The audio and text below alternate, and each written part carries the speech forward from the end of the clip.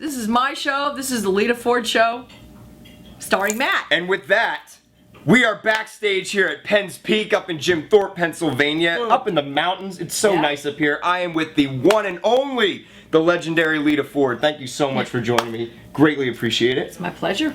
How is the tour going so far? It's been going great. It's been going great. It's been going great. I pride myself with blowing up amplifiers. Yes! The more, the better. I've blown 5 amp heads so far in the tour. And that's incredible. My tech is like, oh, well, he's Lita, probably not happy, but... what are we going to do? We don't have any more amps left. You've blown them all up. We literally had to go out and rent amp heads, and I blew those up. It's been just, you know... But you can't turn it down. No. That's out of the question. No, but tonight I had to turn it down. All right. So, I don't know. When I get back on stage, I'll turn it back up. Okay. I'm not going to tell anybody. Okay. I might turn them up again. Do they go to 11? Actually, one does. Really? Yeah, I swear to God, one does. That's awesome. One does go to 11. Soldano amps made me a 100-watt stack. It's all purple, and it goes to 11. It has finally come to fruition, folks. The amps go to 11.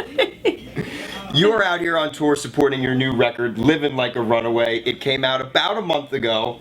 What can fans expect from this outing? It's a long journey, this album. It's really a very emotional, in-depth, deep album. I'm really proud of it. And I think the lyrics, people really have to focus on the lyrics. You know, sometimes it's easy to write a really good chorus and then just throw a bunch of mumbo jumbo in for the verses. But this album, all the way through, lyrically, is awesome. It's really awesome. I'll repeat some of the words out on stage tonight. I hope so. So. You can hear it. No, I mean, I'll actually tell you the lyrics. All right. I talk to the audience a lot, you know. I'll say stuff like, Doogie, give me the red guitar. I want the... No, not that red guitar. The other red guitar. You know, and I involved people a little bit in the show. And on the Def Leppard Poison show, it was kind of hard to do that because we were limited for time. And we don't get a lot of time to talk to the audience. So tonight, I think it'll be more personable. You know, we'll get to talk to the audience more, and you know, you can pick people out and say, hey, where'd you get that at, dude? I mean, it's fun. You know, it's fun. It brings them in close and makes them feel like they're really with you on stage. Well, I feel like that's so great for you, especially on this tour, because I think it's a personal record. Yeah. There's a lot of personal songs, and it's a record that when I listen to it, it's this is what she should be writing. This is what she should be doing. A lot of people, they come out with a record and they're trying to do something. Yeah. Or maybe they're trying to do something they did 2 records ago. And it's like, why are you just do what you're doing now? And I think that's what you did this time around. Yeah, that's hard to do, though. That's easier said than done. But it is what I did this time. I didn't think about, I'm going to make this kind of record. I just wrote. I just went... And I poured out my emotions onto this record, and they're angry, and they have a lot of attitude, and they're pissed off. And if the album cover could be changed, it would have one big middle finger. We can do it. It's okay. So it's an attitudinal album, if that's a word. I don't know. Attitudinal. It is now. Yeah. Because she's the boss. She's in charge. This is her show. Let's talk about the transition of your career. You obviously started out with the Runaways, punk music, transitioning not only into another decade, but into kind of another genre, into the metal, you know, the hair metal genre, if you will. What was that like, making that transition? Was it just an easy flow with the times? No, it definitely is not easy. I think people don't really realize how much work goes into music. Sometimes people think that rock and roll is one big party, and it is, and it can be, but there's a lot of work that goes into music. And right from the very beginning with the Runaways days in the punk era, I mean, it was very, very intense. When I was 17, I left home And we went on a 3-month tour. We started with the Ramones. That was my first tour. It was 3 months through the United States with the Ramones. And I never left home before. So it was hard. I missed my parents, and you don't get to sleep. You're always on the go. And when you're a teenager, the worst thing is lack of sleep. That's the worst thing. Just a cranky teenager. It's like, oh my God. There's no Red Bull. There's no Red Bull back then. There's no internet, What do you do? It's so, just 4 girls, 5 girls hanging out, playing rock and roll. And they used to spit on you, in the punk era. They would spit on you, and that meant they liked you. So that was cool. And I learned how to spit back. I can hawk a mean loogie. I'm staying out of the way tonight. It's pretty cool. I can really let them fly. I could probably hit that door, no problem, if I sat here and just. You guys can't see the door, but I'll tell you, that's impressive. It is. It is. I taught my kids how to spit loogies. It was pretty cool. But you'd have to just play right through them. One would land on your guitar neck, and you would have to just play right through it because you couldn't stop playing. And there's all kinds of chicken wire they used to put up in front of the Ramones because people would throw handfuls of change at the Ramones, and they would put chicken wire up that would catch anything that would be flying in your direction. Cans of beer, chicken wire. The chicken wire would stop anything. The Runaways never had chicken wire, thank God. So we didn't get too much thrown at us, except that's good. Condoms and dirty underwear. But that didn't hurt anybody. No. So from that, I went to the Lita Ford era, and that wasn't easy because I wasn't a lead singer. I had to teach myself how to sing and play at the same time. And I wanted to show the world that I could play guitar. See my fingers? They're all squished. I see it. It's you can't put on a pair of pantyhose. You know what I mean? Mm-hmm. You do? Not really. When do you wear pantyhose? I can imagine that it would get caught and it would rip. And when you commit a crime, you can pull it over your face. When I don't want people to know where I am. Is that Matt? No. Mm-mm. No.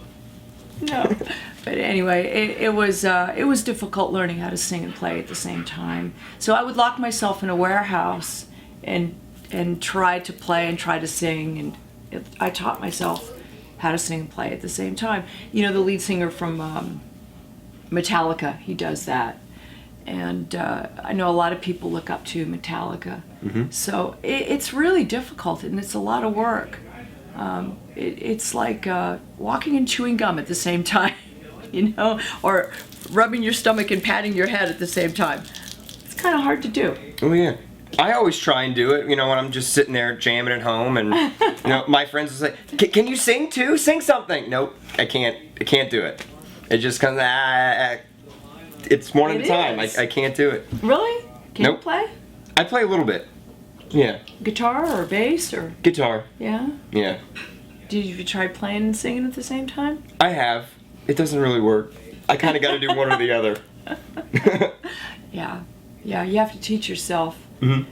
It's cool though. It's cool, and I got recognized as a guitar player because I was in a 3-piece band, and there was nobody else in the band to look to, like a 4th member, another guitar player off in the distance, doing all the leads. Mm-hmm. There was nobody else to look to, so I wanted to be recognized as a guitar player coming out of the Runaways, and I was the guitar player in the Runaways. Joan played rhythm, and I did all the leads, so I wanted to be taken seriously. And in the Runaways, we were in our underwear. It was really difficult to be taken seriously in the Runaways. Cherie's got her corset on. I've got my hot pants halfway up my ass. So it was really difficult to be taken seriously. And then from there, I don't know, I guess sex sells. So you want to be sexy. Yeah. Don't you think? Yeah. That's why I slick the hair back. I'm trying, hey. Yeah? Yeah. Looks good. Thanks. Looks good. Yeah, I like it. I think we're going to stick with it. Okay. So what do you want to talk about now?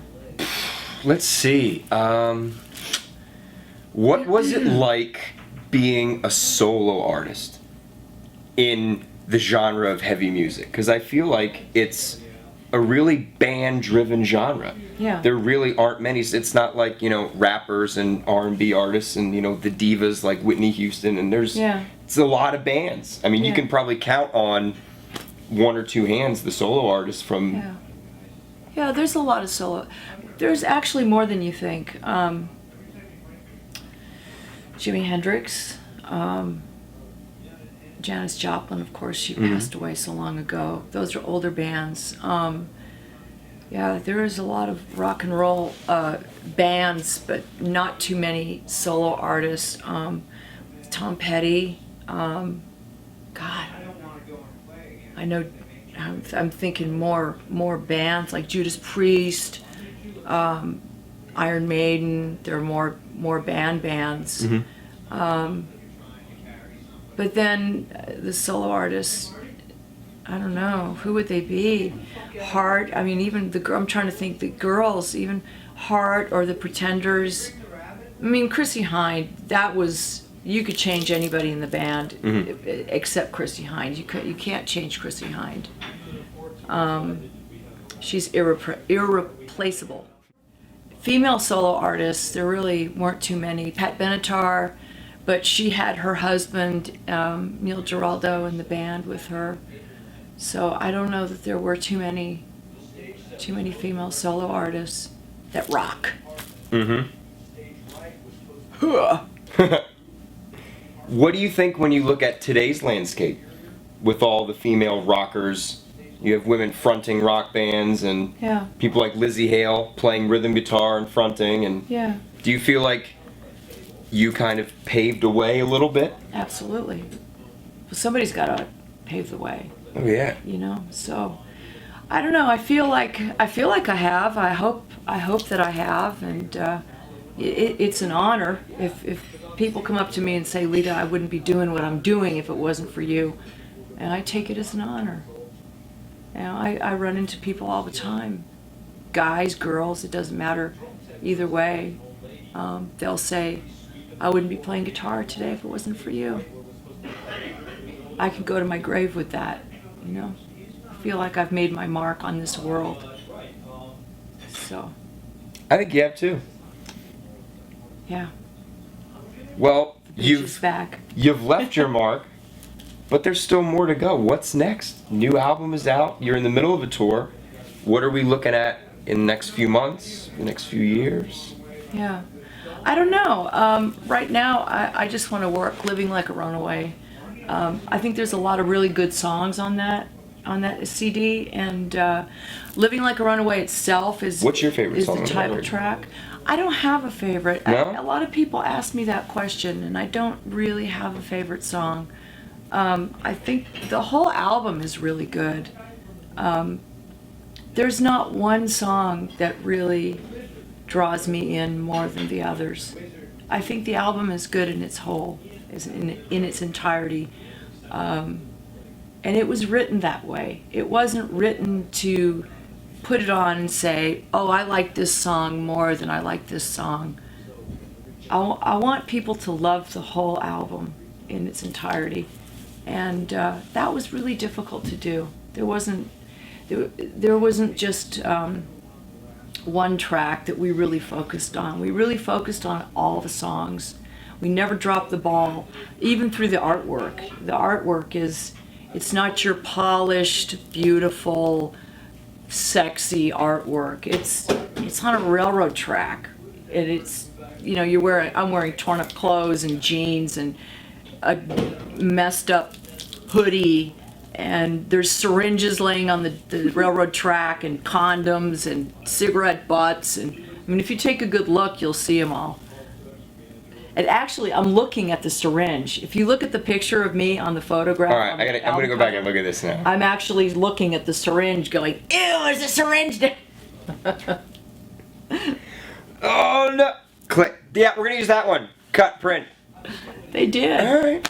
I couldn't believe it. It was at the end of the photo session. We were done shooting for the day, and I looked at Mark, the photographer, and he points across the street, and there's a railroad track across the street, and we both looked at each other and we went, "That's it." Ew, railroad track. How cool. So we went across the street and shot the album cover, but we were done. I was all sweaty, my makeup was worn off, we'd been eating, and we went across the street and shot the album cover. Of course, when you least expect it. Right? You never know. Yeah. So that turned out to be the album cover, which is cool. I mean, it gives you the impression of running away, and it gives you the impression that you're on a journey, and that's what we wanted. So it really worked out perfect. Well, the journey continues.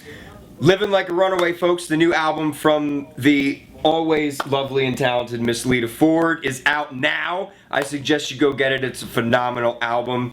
Crank it up, and don't forget to check her out on tour right now with Def Leppard, Poison, dates all through the summer, and a couple headlining dates squeezed in there. I'm about to catch one tonight, so if you're not here, that sucks. Thank you so much, my friend. I greatly appreciate it. My pleasure. We are out. Huh. Huh.